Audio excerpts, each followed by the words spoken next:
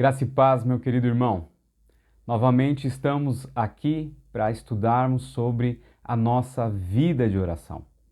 E hoje eu gostaria de convidar você para abrir a sua Bíblia no texto de Neemias, capítulo 1, do verso 5 até o verso 11. Eu faço questão de dizer para que você esteja junto comigo lendo esse texto. Pegue sua Bíblia, abra no texto para acompanhar cada versículo e ouvir o que Deus tem para falar à sua vida.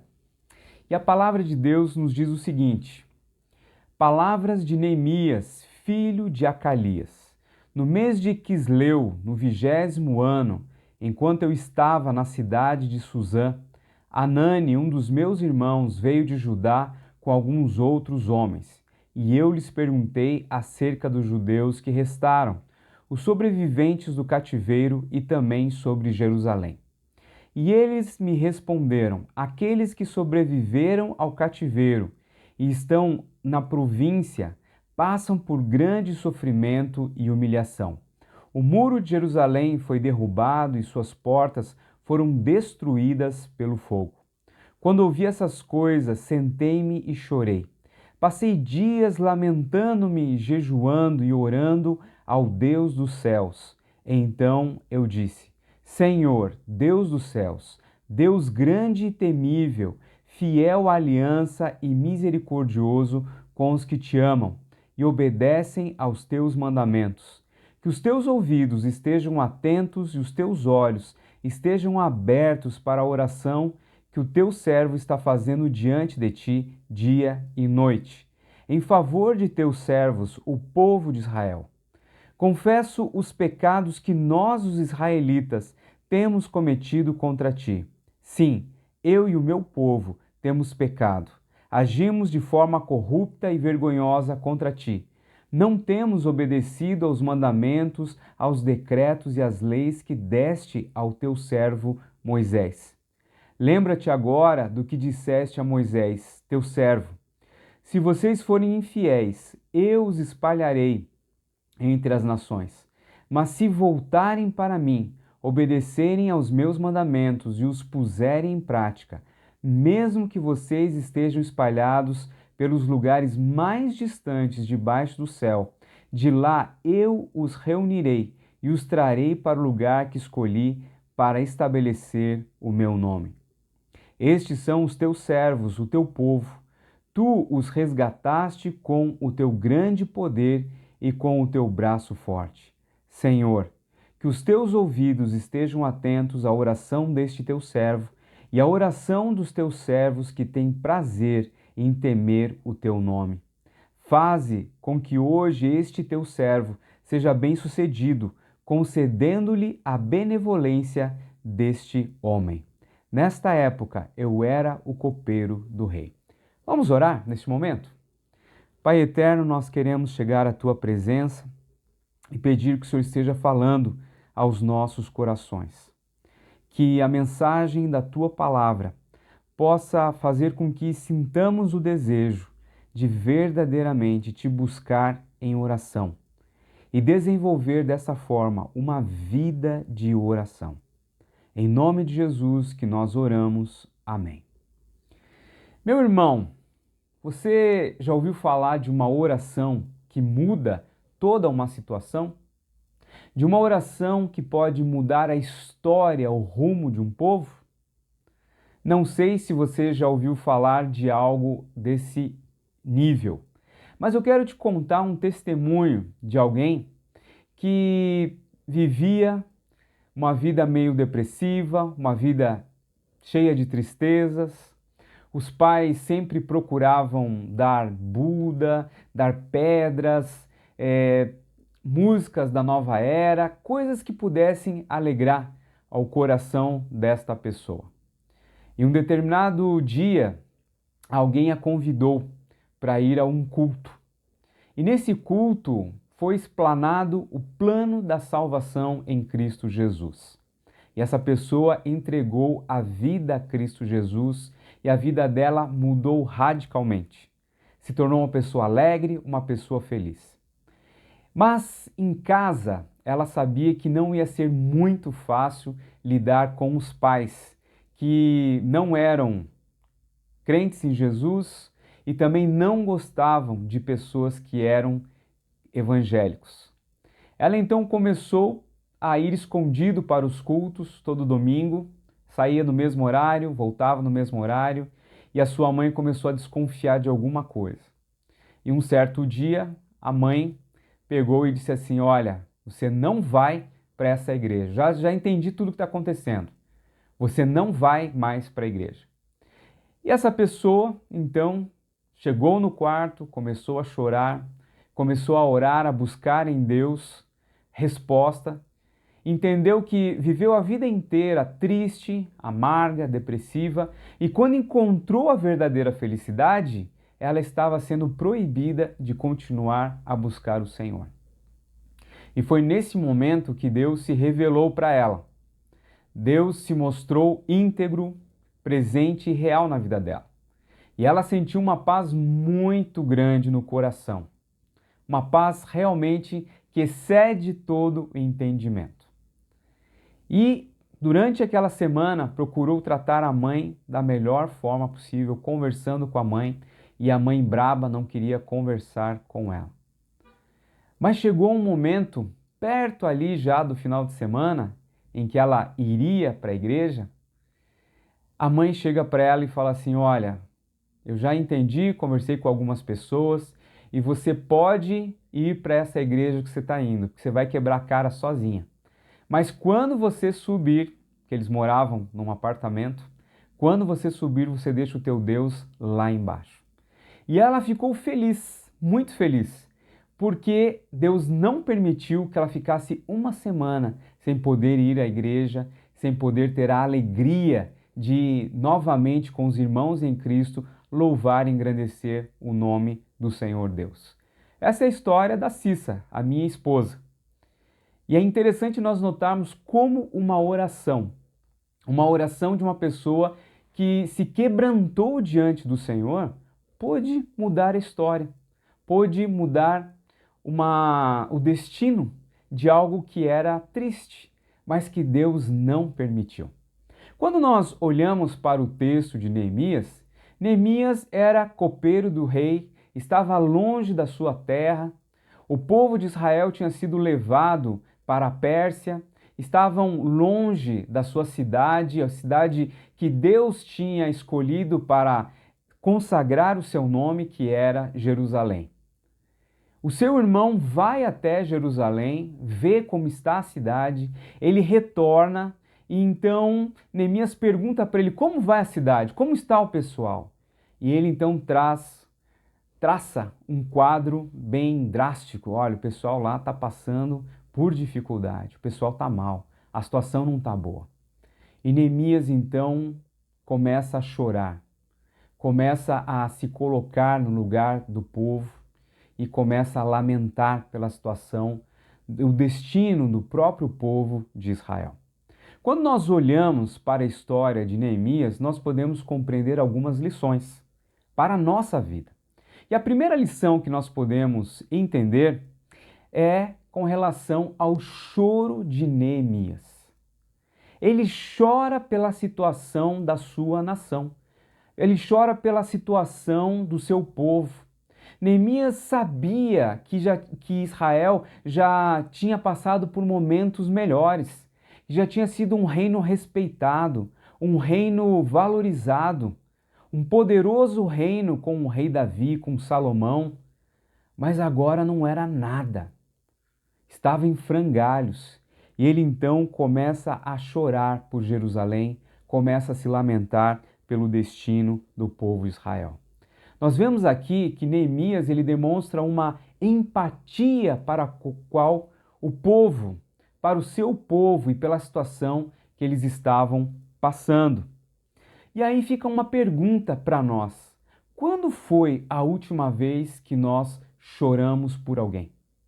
Quando foi a última vez que nós choramos pela situação do nosso povo, pela situação do Brasil, pela situação da cidade de Santos?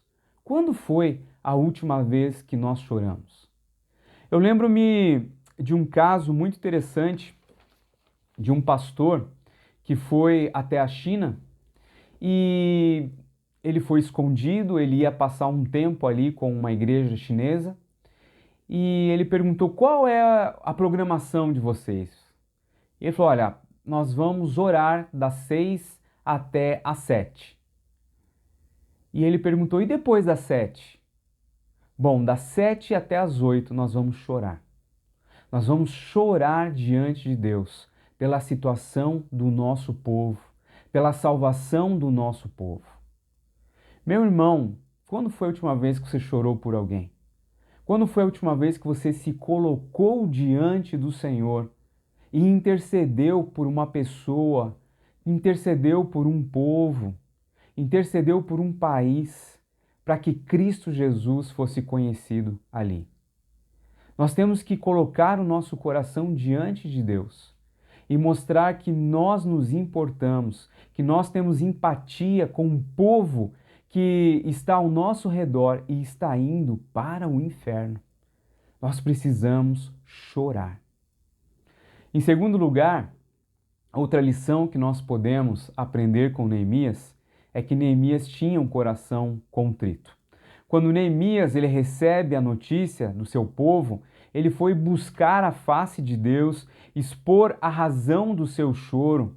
Ele demonstrou diante do Senhor toda a sua angústia. E que linda oração Neemias faz diante de Deus. Não foi uma oração egoísta, mas foi uma contrição diante do Pai, falando do pecado seu e dos seus irmãos, se colocando diante do Senhor. Neemias estava muito bem no palácio do rei. Estava bem, funcionário público, tinha uma vida boa, provava do melhor da comida do rei, era alguém de confiança do próprio rei. Ele não precisava chorar, ele não precisava clamar ao Senhor.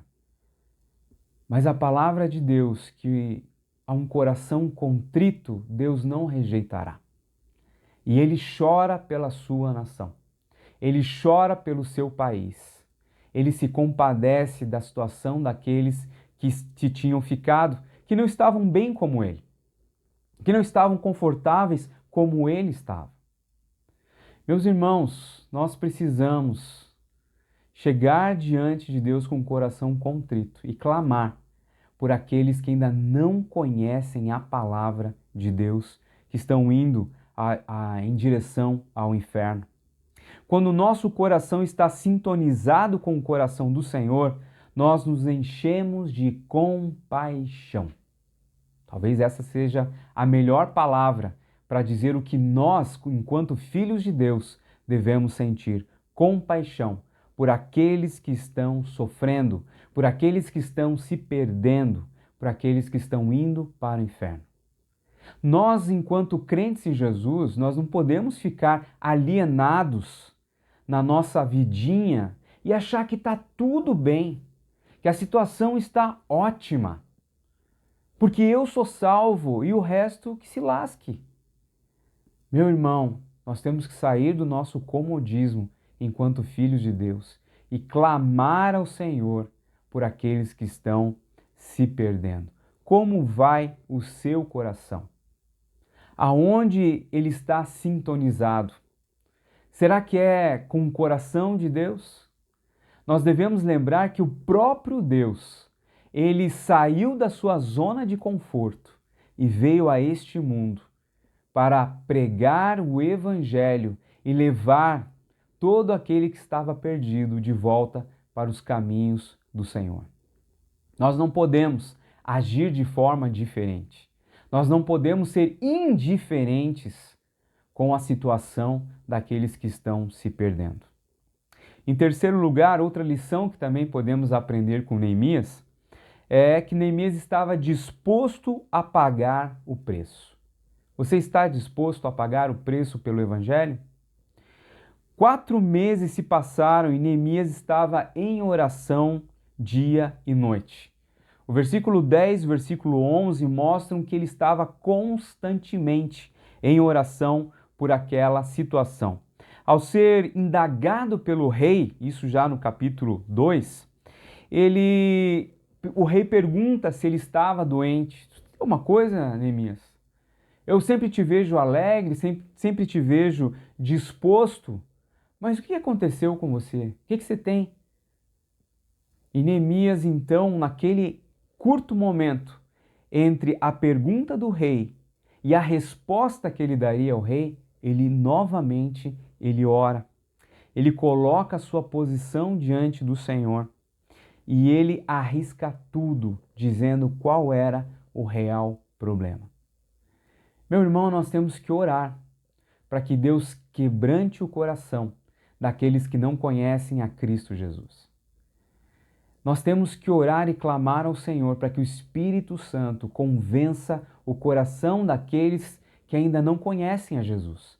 Mas nós também precisamos arriscar tudo em nome do Evangelho, em arriscar a nossa posição, arriscar nosso status, para chegar naquela pessoa e falar: olha, eu gosto de você e você precisa conhecer a Cristo Jesus.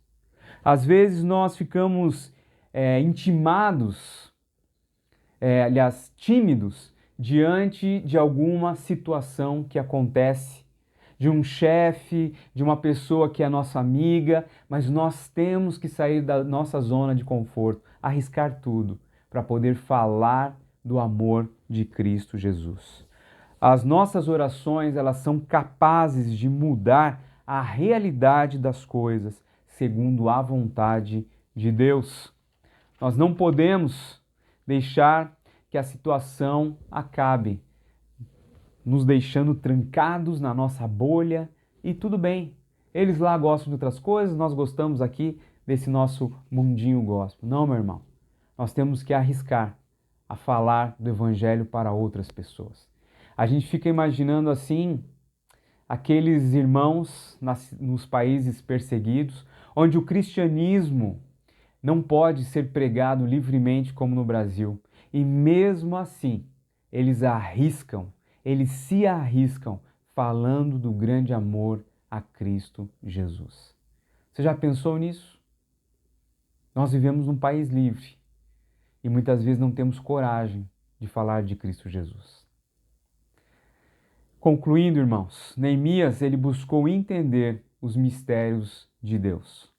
Ele queria ser usado por Deus.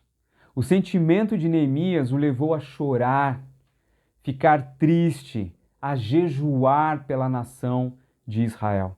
Mas também moveu o coração de Deus, moveu o coração do rei da Pérsia.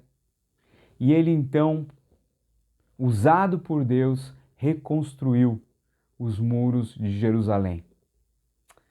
Ele deu o pontapé quando ele se colocou diante do Senhor e começou a interceder por Jerusalém. Será que a nossa oração também não pode mudar a história de alguém?